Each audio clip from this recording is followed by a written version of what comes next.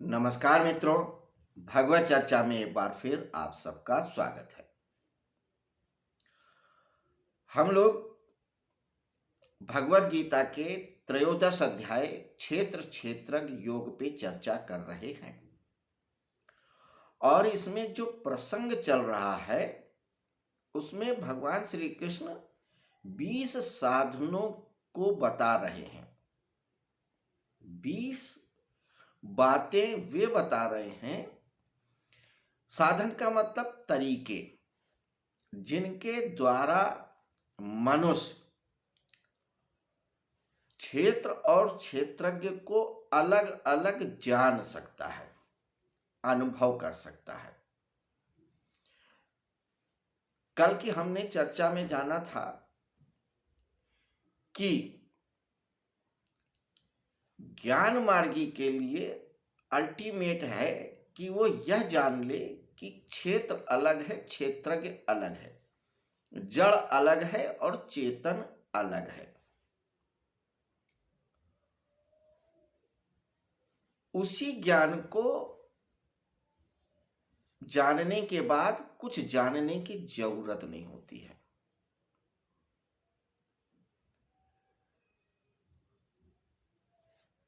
वो साधन क्या है, इस पे हम लोगों ने कल चर्चा किया था। यह 7वें श्लोक से लेके 11वें श्लोक तक में इन्होंने 20 साधन बताए हैं।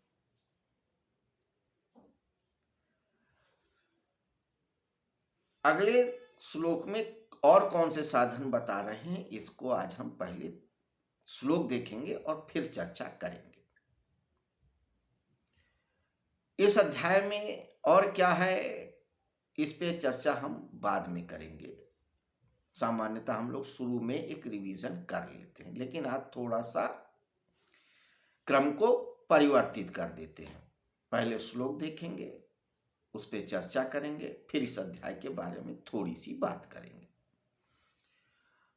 तो इस 13वें अध्याय का 8वां श्लोक कहता है, इंद्रियार्थेषु वैराग्यम अनहंकार एव च जन्म मृत्यु जरा व्याधि दुख दोषानुदर्शनम। इंद्रियार्थेषु वैराग्यम अनहंकार एव च जन्म मृत्यु जरा व्याधि दुख दोषानुदर्शनम।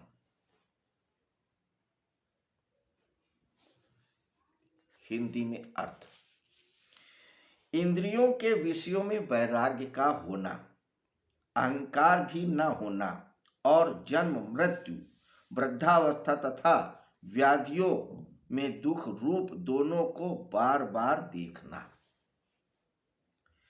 इंद्रियों के विषयों में वैराग्य का होना, इंद्रियों में विषयों का वैराग्य होना।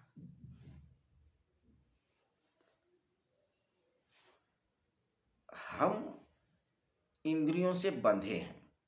हर इंद्रियां किसी न किसी विषय को लेकर के अनुकूलता अनुभव करती हैं, जिसे हम सुख की संज्ञा दे सकते हैं। हमारी 5 ज्ञानेंद्रियां हैं, 5 कर्मेंद्रियां हैं। तो ज्ञानेंद्रियां जितनी भी है, चाहे नेत्र हो, श्रोत्र हो, त्वचा हो, जिह्वा हो, घ्राण हो, ये पांचों जो इंद्रियां हैं हमारी, इनके 5 विषय हैं।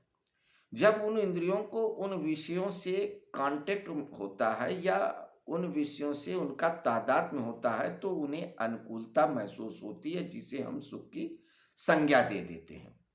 और उसी अनुकूलता, उसी सुख को वो बार बार ये क्षेत्र रूपी शरीर, यानी ये जो शरीर है, वो प्राप्त करना चाहता है। जैसे नेत्र का विषय है रूप, तो नेत्र अगर सुंदर रूप को देखते हैं या दृश्य को देखते हैं, तो वो बार बार देखना चाहते हैं और उस दृश्य से, उस रूप से उसकी आसक्ति बढ़ती चली जाती है और यही आसक्ति बंधन का कारण होती है।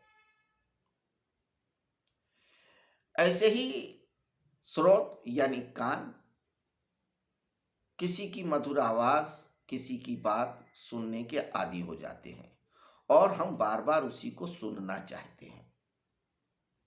वहीं बंध जाते हैं।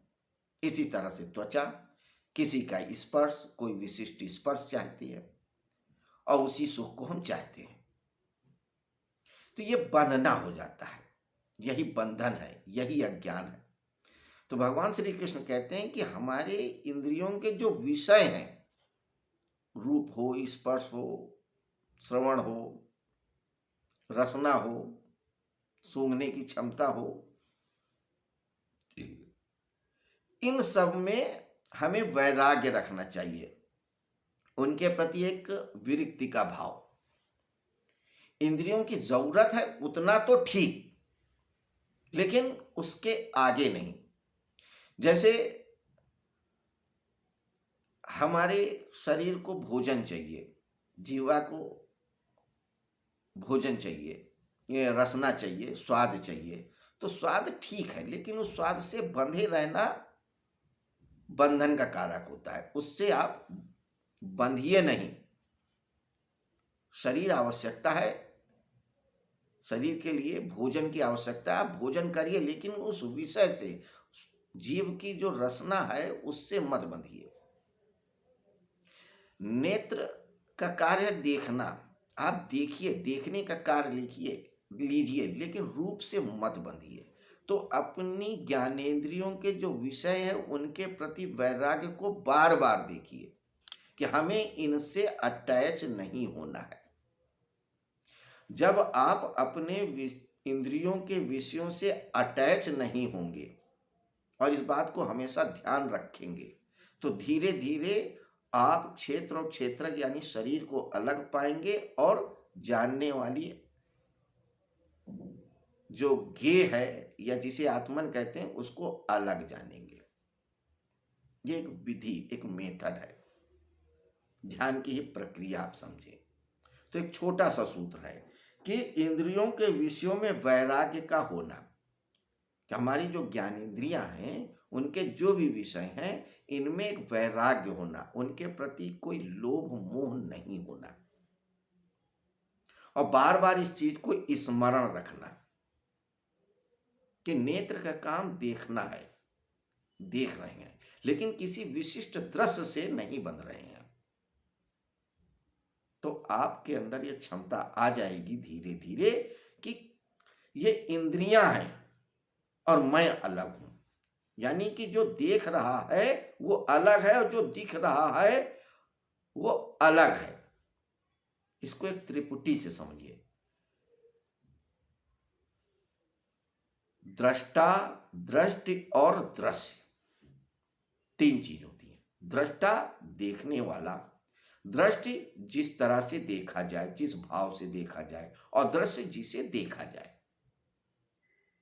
ये हर इंद्रियों के संदर्भ में आप समझिए।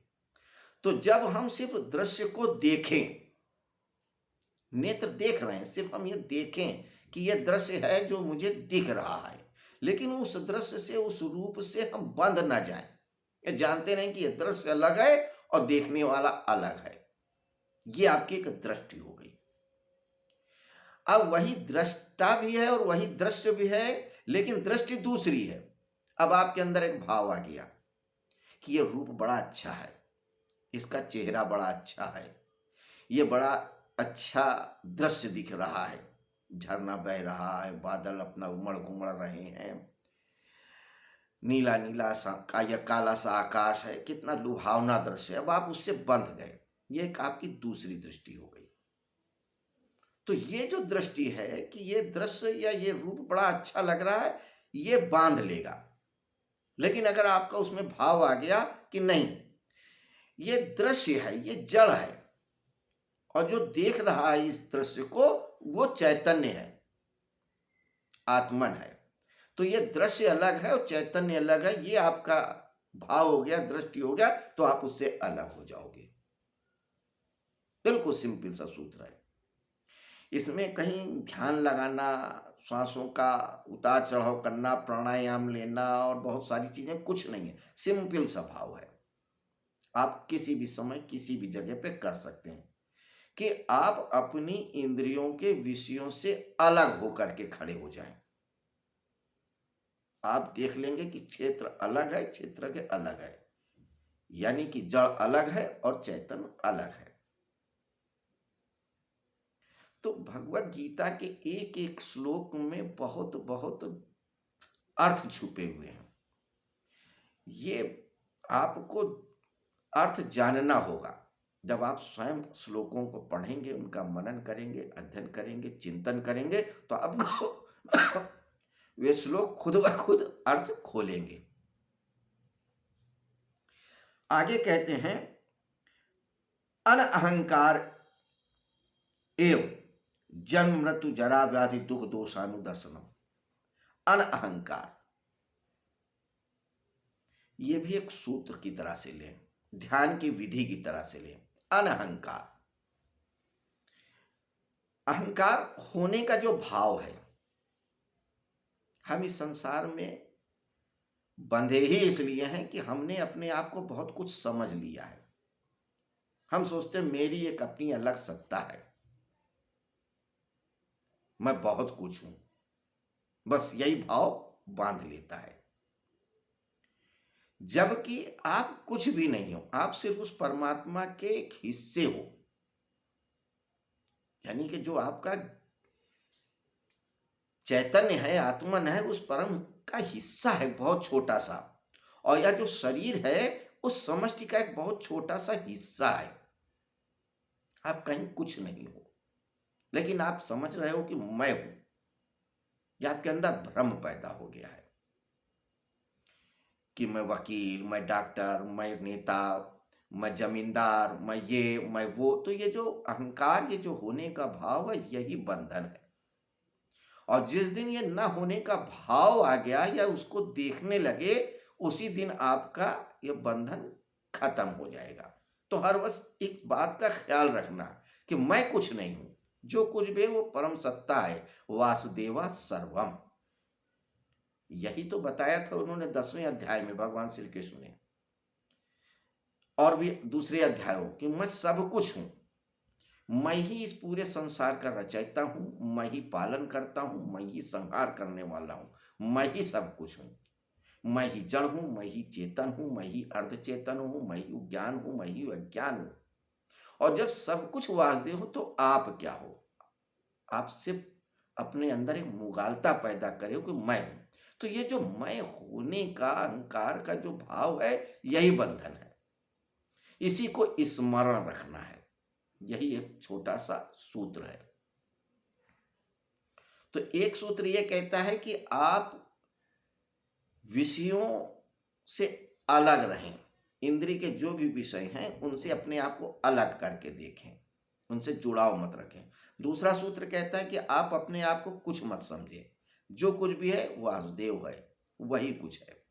वासुदेवा सर्वम, तो भी आप पार उतर जाएंगे। तीसरा क्या कहते हैं? जन्म मृत्यु जरा व्याधि दुख दोषानुदर्शनम।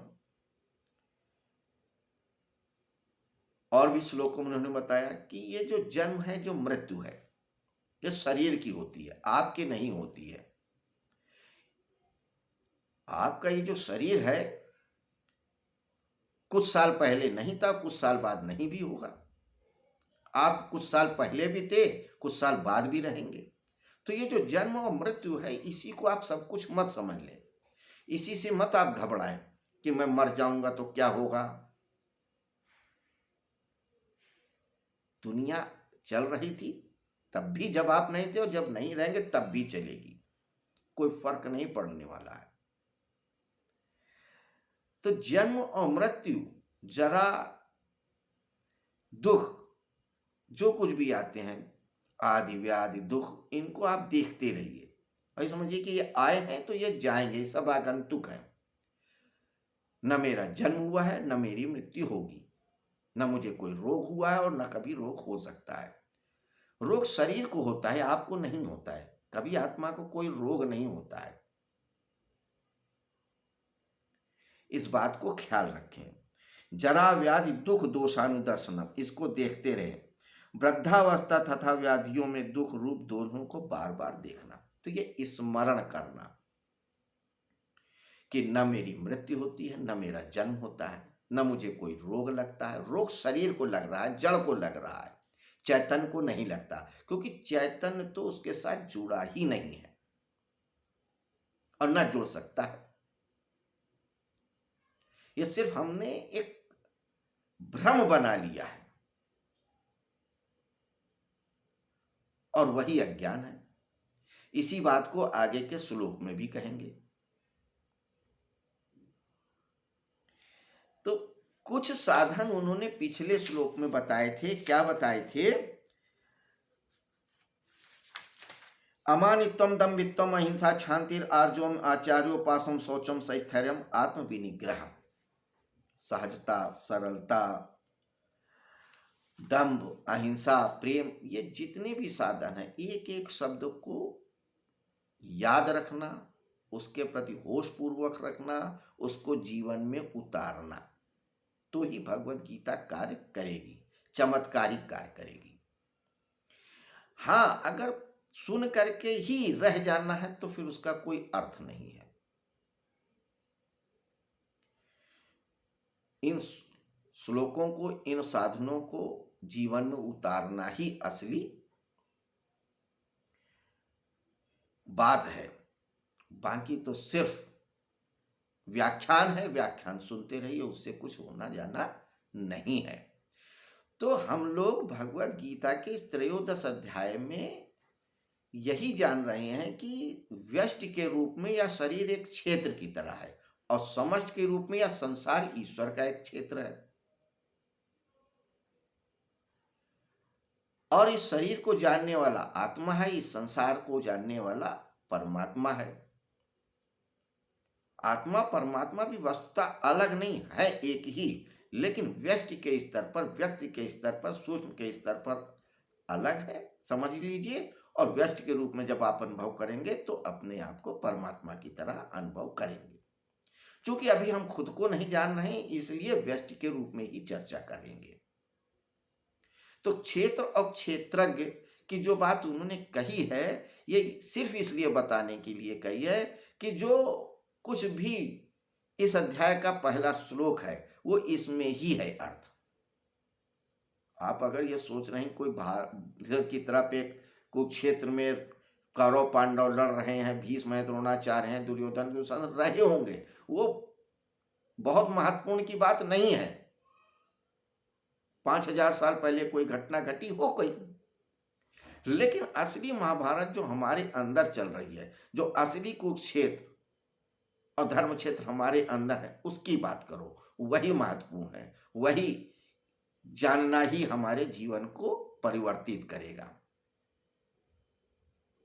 तो जो धर्म क्षेत्र कुरुक्षेत्र है, उसकी व्याख्या है ये 13वां अध्याय, जिसमें 34 श्लोक है। तो 7वें श्लोक से लेकर के 11वें श्लोक तक 20 साधन, 20 तरीके बताए हैं। एक ही बात को कई कई बार मैं क्यों बोलता हूं कि ध्यान में रहे। इन 20 साधनों में से किसी को भी अगर हम जीवन में उतार लेंगे तो भी क्रांति हो सकती, तो भी परिवर्तन हो सकता है।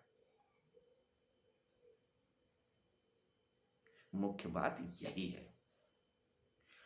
श्लोकों के अर्थों को जान लेना बहुत बड़ी बात नहीं है, श्लोक के अर्थों को दोहरा देना बहुत बड़ी बात नहीं है।